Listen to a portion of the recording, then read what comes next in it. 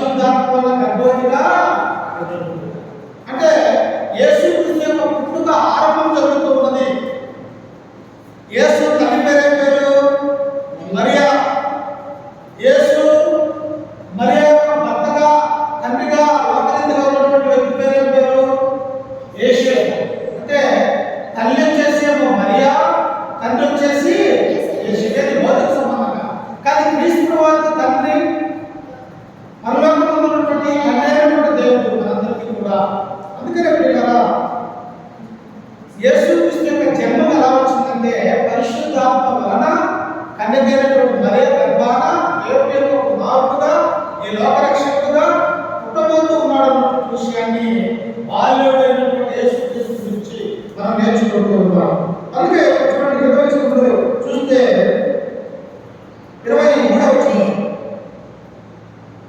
22 ఇదిగో కన్యక గర్భవతి కుమారుడు కన్ను ఆయనకు ఇమ్మానుయేలు మనం పేరు యేసుక్రీస్తు ఇమ్మానుయేలు. ఇమ్మానుయేలు అర్థము దేవుడు మనకు తోడై. చూసారా? యేసు అనగా అర్థము రక్షకుడు, క్రీస్తు అనగా అర్థము అభిషిక్తుడు. అలాగే యెహోషువ అనగా పాత నిబంధన గ్రంథానికి క్రీస్తుకు దగ్గర ఉన్నటువంటి సంబంధం ఏంటంటే ఆయన రక్షణ అన్నటువంటి విషయాన్ని యెహోషువ అనేటువంటి పేరుని మనం నేర్చుకున్నాం. ఇక్కడ ఇమ్మానుయేలు అనే పేరు పెట్టబడినాం. ఇమ్మానుయేలు అనే అర్థము దేవుడు మనకు తోడై. లోకంలో ఉన్నటువంటి మనుషులు మనకు తోడుగా ఉన్నారు. ఎవరెప్పుడు ఎక్కడ వదిలిపోతారో తెలియనటువంటి స్థితిలో ఉంటారు. ఎందుకంటే లోకంలో ఉన్నటువంటి మానవుల యొక్క బ్రతికి ఎలాంటిదంటే అశాశ్వతమైనది. కాబట్టి ఇమ్మానుయేలు అనేటువంటి పేరు అర్థము దేవుడు మనకు ఎల్లవేళలా తోడై ఉంటాడు అన్నటువంటి విషయాన్ని గమనించవచ్చు. ఎవరైనా పిల్లలు చూడండి, ఇక్కడ మనం గమనించితే ఆయన యేసుక్రీస్తు వారు ఎలా జన్మించాడు అన్నటువంటి విషయాన్ని మనం చదువుతున్నాం. లూకా సువార్త నేర్చుకోవాలా. లూకా సువార్త మొదటి అధ్యాయం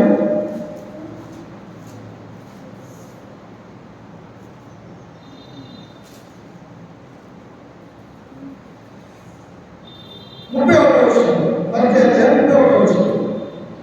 ఇదిగో నీవు గర్భము ధరించి కుమారుని కని ఆయనకు యేసు అని పేరు పెట్టిన వలన ఆయన గొప్పవాడై సర్వోన్నతుని కుమారుడు అన్నప్పుడు ప్రభువైన దేవుడు ఆయన తండ్రి అయిన దావీదు సింహాసనము ఆయనకు ఇచ్చెను. ఎవరు మాటలు? దావీదు దేవత కన్యకైనటువంటి మరియ ఆ యొక్క ఇంటిలో ఉంటూ ఉన్నప్పుడు ఆ బోధ చెప్తున్నటువంటి మాటలు ఎలాంటి మాటలు? ఆయన గొప్పవాడై నీ నాటి జన్మం కాదు క్రీస్తు వారి లోకంలో ఎవరు కూడా ఆలోచించినటువంటి జన్మము యేసుక్రీస్తు వారిని ఎప్పుడైనా ఆయన సర్వోన్నతుని యొక్క కుమారుడు అనగా పరలోకంలో తండ్రి ఉన్నాడు, తండ్రికి ఒకగానొక కుమారుడు ఉన్నాడు. ఆ కుమారుడు శరీర రీతిగా కన్యకైనటువంటి మరియ గర్భాన పరిశుద్ధాత్మ ద్వారా గర్భము ధరించి ఈ లోకానికి ఏమైపోతూ ఉన్నాడంటే సర్వోన్నతుని యొక్క కుమారుడిని. సర్వోన్నతుడు అంటే సర్వం పరిపాలించేవాడుగా ఉంటాడు. రాజుగా, ప్రభువుగా, ఈ లోకానికి రక్షకుడుగా, ఈ యొక్క భూమి మీద ఉన్నటువంటి ప్రతి మానవాళిని ఎలాగా రక్షించాలన్నటువంటి దేవుని యొక్క ఉద్దేశం ఏమిటో ఆ ఉద్దేశానికి సంకల్పానికి అనుకూలంగా ఒక మరియ గర్భాన మానవుని యొక్క గర్భాన పుట్టబోతున్న క్రీస్తు యొక్క బాల్యాన్ని గురించి మనం ఆలోచిస్తూ ఉంటాం. అందుకని చూడండి కింద వచనంలో ఆయన 33వ వచనం ఆయన యాకోబు వంశస్థులను యుగయుగములను ఆయన రాజ్యము అంతము లేనిదని ఆయనతో చెప్పాడు. ఎలాంటంట? క్రీస్తు ప్రభువారి యొక్క రాజ్యం అంటే ఆయన యొక్క సంఘము. రాజ్యము అనగా సంఘము. ఏ సంఘం అది? భౌతిక సంబంధమైనటువంటి ఈ యొక్క భూలోకంలో పెట్టబడినటువంటి ఈ యొక్క పేద సంఘం కాదు, కానీ బైబిల్లో ఉన్నటువంటి సంఘం అది క్రీస్తు యొక్క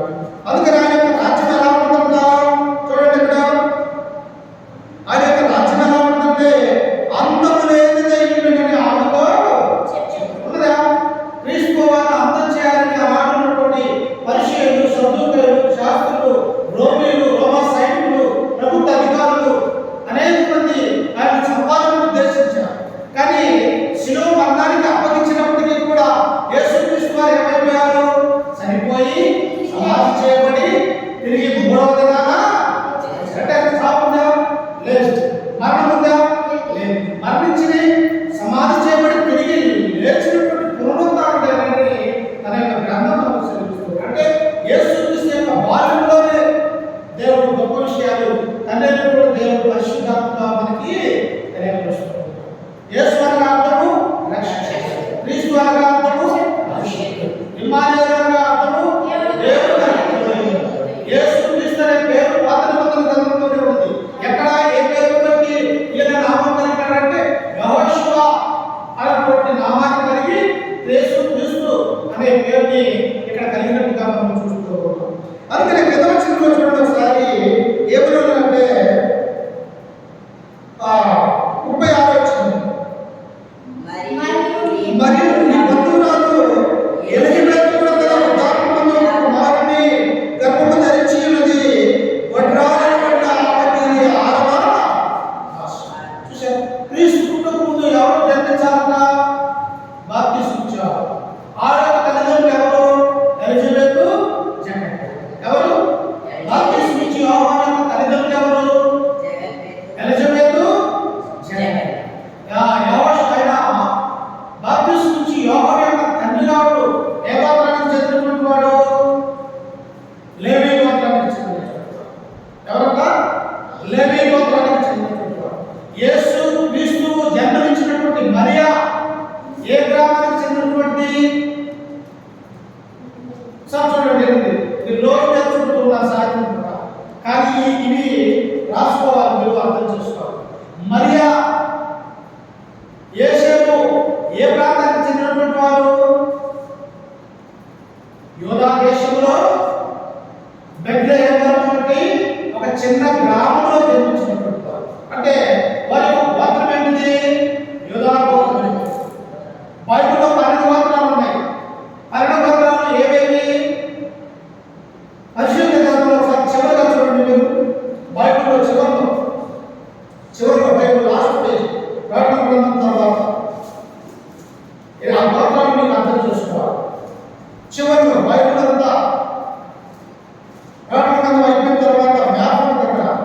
మ్యాప్ ఇశ్రాయేలీయుల గోత్రముల కొరకు పాలస్తీనా పట్టణం మ్యాప్ చూడండి ఒకసారి. చివరిలో ఇశ్రాయేలీయుల గోత్రముల కొరకు పాలస్తీనా పట్టణం. ఆ టేబుల్ వచ్చేసి 12 గోత్రాలు ఉన్నాయి. నా దగ్గర ఉన్నటువంటి బైబిల్లో ఉన్నాయి చూడండి. ఏ గోత్రాలు తెలుసా? దేవుడు ఎన్నుకున్నటువంటి గోత్రాలు. మొదటి వచ్చేసి రూబేను గోత్రం. రెండవ గోత్రం వచ్చేసి షిమియోను. మూడవ గోత్రం వచ్చేసి యూదా. నాలుగవ గోత్రం వచ్చేసి జెబూలూను. ఐదవ గోత్రం వచ్చేసి ఇశ్శాఖారు. ఆరవ వచ్చేసి దాను గోత్రము. ఏడవ వచ్చేసి గాదు గోత్రము. ఎనిమిది ఆషేరు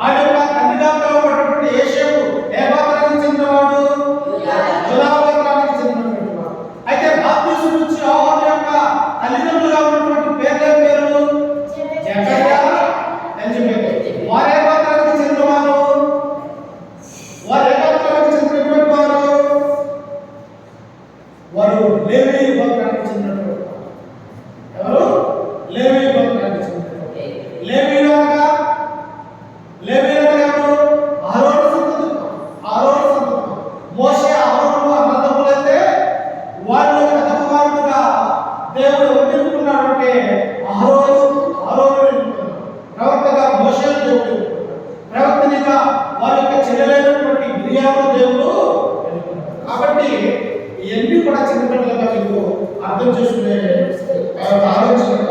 ఇప్పుడు యేసుక్రీస్తు యొక్క బాల్యం ఎలా ఉంది చూడండి ఒకసారి. లూకా సువార్త బైబిల్ నుంచే మనం నేర్చుకోవాలి. లూకా సువార్త